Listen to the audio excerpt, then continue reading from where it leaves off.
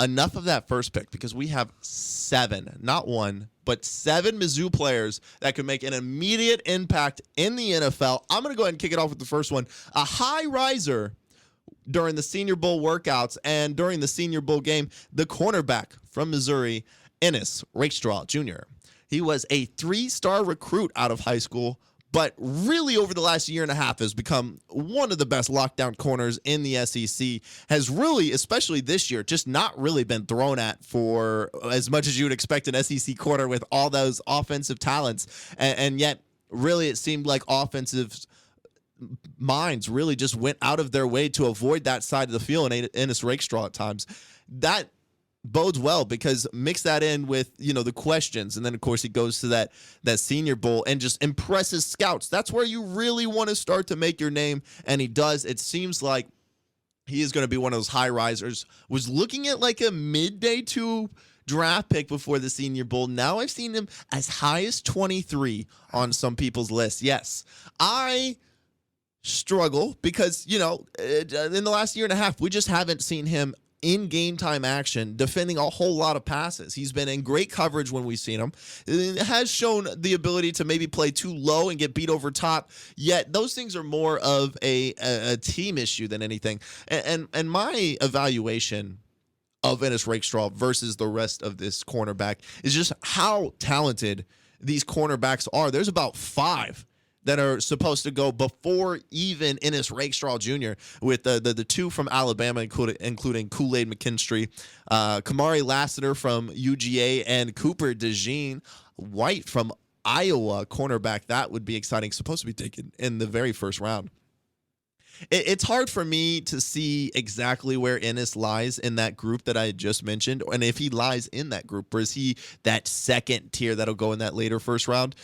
His speed and explosiveness, that's where his strengths lie, but he's considered a little bit small and will need to prove more, especially in the combine and his testing measurements in order to upgrade his stock anymore. My prediction, despite seeing him as an late day 1, I have him as an early round 2 projection.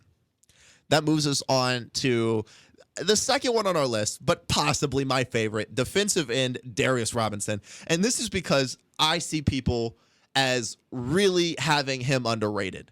Darius Robinson started on the inside of that defensive line for Mizzou, worked his way to the outside, hasn't been playing defensive end for too long now, yet has found immediate success. Even this year, 8.5 sacks, 14 tackles for loss. Most scouts have questioned his ability to tackle and his lack of fluidity in his pass rushing moves, but this is just a concern. I see Darius Robinson as capturing some of these defensive head coaches and these defensive coordinators as maybe just one of these players that needs a little bit more developing in order to be elite, because right now the measurables are fantastic. There's no defensive coordinator that's not going to want this combination of size and power and wingspan from the defensive end position. So although there are these concerns, but you think these concerns are able to be fixed? And I think a lot of people have Darius Robinson a little lower than I'm going to have him. In fact, they have him and Chris Abrams-Drain right around the same draft grade. I struggle to see that. In fact, I don't think there could be any more differences between the two.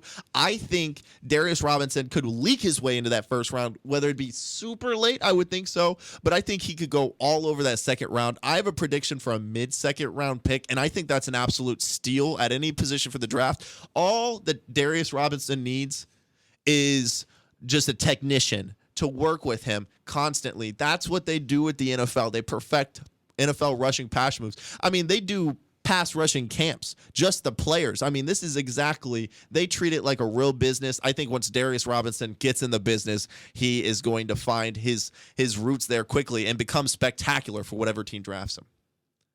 I know I had mentioned Chris Abrams-Drain a little bit earlier, and maybe not in the most positive light. I think Chris Abrams-Drain was spectacular this season for the Mizzou Tigers. In fact, 4 interceptions, 12 pass breakups. Both of those were the best for the Mizzou Tigers this year. And opposite of Ennis Rakestraw Jr., who saw less throws his way, that's not the same for Chris Abrams-Drain, who seemed to always be in the action. I struggle to see, though, the measurements. And the measurements matter almost as much as productivity for these NFL scouts when they're looking at, wingspan, 40-yard time. These kind of affect the cornerback position just a little bit more. And I'm not exactly sure Chris Abrams-Draine is going to hold up to the same measurements, especially when you're looking across. And if you're going to draft Ennis Rakestraw Jr. first, I struggle to see Chris Abrams-Draine as holding up to that same value there. Now, I think a move to safety in the NFL is possibly in Chris Abrams-Draine's future, yet being extremely small, no matter what position he plays, gonna need to put on some weight onto his frame, which definitely some scouts have mentioned as being quite thin. I have evaluated Chris Abrams-Draine as an early fourth-round pick. I think he could go in the third round, and I think he's a spectacular ad for a certain team. I think the matchup between team and player is going to need to line up perfectly for Chris Abrams-Draine to find the success early in the season. What do you think, Jake? Yeah, I mean, like you said, so many of these things in the draft, I feel like one of the things I think back of is Patrick Mahomes and the Chiefs. That was like a perfect marriage for the two. I think, the goal for these players is, find that team that, I mean, obviously it's not their decision, but unless you're Caleb Williams, maybe. But find that team that you're able to have that good marriage with, that'll be able to work with you and be able to get you to be at the top of your game. Yeah, and I got to be honest with you. I struggled between the next person I'm going to put and Chris Abrams-Draine, who is going to get drafted first. And I like Tyron Hopper a whole lot at the linebacker position, but I think that I like Tyron Hopper a whole lot at the linebacker position at Mizzou. I wonder, how does that hold up against the NFL? And Tyron Hopper has a little bit of an injury concern, so I factored that into this situation as well, because playing a full season in the NFL is a ton more grueling than it is an SEC play, yet I'm not sure that Hopper has the ability to do that. And Hopper is also just a little bit smaller. In fact, when you look at him, you almost see Tyron Hopper a DB, not Tyron Hopper a linebacker, and he's definitely a little lighter, yet I like the tenacity that Tyron Hopper plays at. It's aggressive. It's bigger than his size. And I think that's what there's going to be 5 or 6 defensive coordinators who say, oh, okay, you give me that guy, maybe not this year, but next year or the year after that, I can create a monster, maybe at the middle linebacker position, maybe an outside linebacker position. It just depends on what that coach sees and what that coach envisions for Tyron Hopper. But the effort is 100% there. The speed is there. Some of the measurables are there. Tyron Hopper is going to get drafted, and he's going to get drafted to a very happy defensive coordinator. I have him going as an early fourth-round pick, but I that's where I said I kind of think of them two in very similar boats. I'm going to put Tyron Hopper is going anywhere in the fourth round as being very likely. I think that early fourth round makes a lot of sense, but I think if he starts dwindling towards that fifth round when conditional picks start to come into play, I don't think that there's going to be a team at the end of the fourth round that's going to let him slide. I think he gets picked up at the late fourth. Yeah, from my understanding, he seems to have a very raw potential where it's going to take some time, but man, if they're willing to work with him and if he's willing to work with whatever team drafts him, it could end up really well for his career. Yeah, and part of the things that are so hard is Tyron Hopper's going to have to add on a little weight. Does that weight take away from this tremendous speed that he has? That's the issue, is can you up your game to still fit the NFL level and still fit with what you as a player does really well? And I think Tyron Hopper is one of those players that could kind of be seen as a tweener, but really, if he finds the right space, he's going to be fantastic and could just be one of the top positions, one of the top players at his positions in just a few years. All right, with just 3 more to go, Jake, are you ready to debut yours, or do you want me to continue? No, I can go ahead and I can take this. So we're going to talk about Cody Schrader now. So here's what Schrader is going for him. He's obviously a very hard worker, pretty good pass protector. He won the Burlsworth Award, which is given to the best player who began their career on as a walk-on. That's how he's such a hard worker. This past season, he rushed for 100-plus yards in 10 of his 12 games. 2 of those games, he had over 200 yards. At the same time, though, he's 5'9", 214 pounds. That's a little small. I don't know if that's going to bode well for him in the NFL.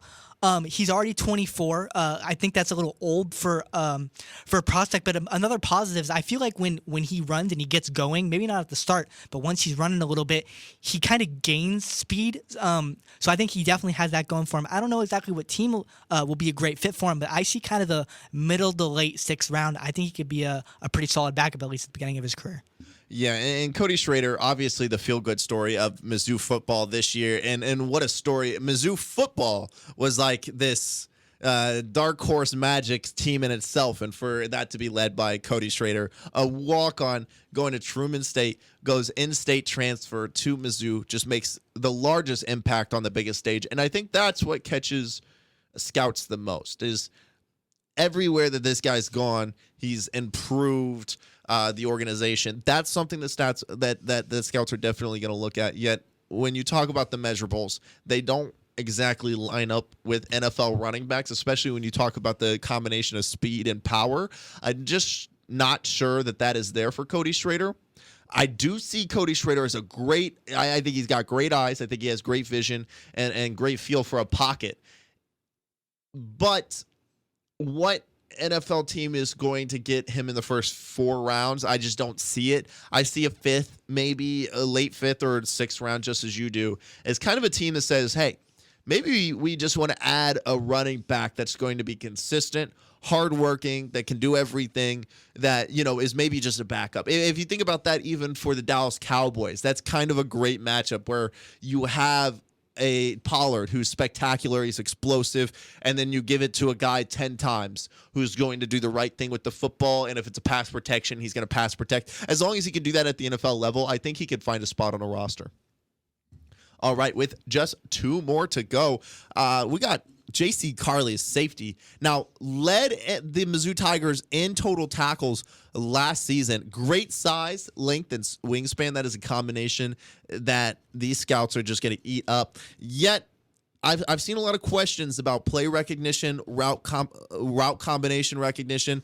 I wonder if there is an academic side to this, that the scouts are wondering if he's just not capable of deciphering these fast enough. That could definitely drop his grade into just kind of that 5th, 6th round. The 5th and 6th round is where you find those DBs that may just be lacking in kind of the play recognition, or they lack in one aspect enough to kind of push them down the draft board. But there's a lot of there's a lot of talent here to be worked with by a defensive backs coach. And I think that J.C. Carley's has shown that he's around every play, just like Chris Abrams-Drain was. 64 total tackles on the season. A lot of those were solo. A lot of those were assisted. He's going to do them both. He's going to be in there on the play, even if he's not the first one there. That's why J.C. Carley's is an interesting pick for anybody. I think he goes mid to late 6th round, because you start to get maybe those safeties that have a concern from those bigger schools go first, and maybe that's what takes up the 5th round. But I think by the 6th round, it's going to be hard to find a better safety project than J.C. Carley's. Yeah, I think it might take a little work, but just like with the other guys, if they're willing to do it, then it could be good. And that brings us into our very final Mizzou player to break down, and it's an exciting one. And then we will just close up the show for today. Thank you so much for listening. That is the kicker, Harrison Mevis. Now, a lot of people were considering this a joke mid-season. I'm going to say late season, when I was starting to pick up this conversation. But Harrison Mevis had locked it in and got really accurate from field goal range. In fact, from the Kentucky game, 16 of 17 field goals made since that Kentucky game. In fact, missed only 1 extra point all season. And all of us have watched the NFL long enough to know there's still some kicker help needed. Yeah. And I just find it hard for a team to pass up on somebody who's also the SEC record length holder for field goal. And then his kick so consistently to end the season. It's hard to pass up on a Harrison Mevis when, you're worried about whether your field goal kicker can put it in from 30 or 35. Harrison Mevis has proven it that he can kick it from a distance, but can also kick it accurately. Has he proven that enough to pick an NBA or an NFL draft spot? I'm not sure yet. That's going to be one of the bigger questions heading into day 3 is, does Harrison Mevis lock up another Mizzou draft spot, which would be big because only 2 drafted last year, but a lot of talent this year. A lot of these grades are high. In fact, Ennis Rakestraw Jr. is as high as we've seen in the last 5 years. The only player with a close enough draft grade to Ennis Rakestraw Jr. is Nick Bolton, who has exceeded expectations and the hometown Kansas City Chiefs going to their Super Bowl. That is how it all rounds out, just like this show rounds out. That does it for the 4th episode of the Blake and Jake Show on KCOU 88.1 FM. I invite listeners to be one of our very first followers on our newly created Instagram, the Blake and Jake Show, no spaces.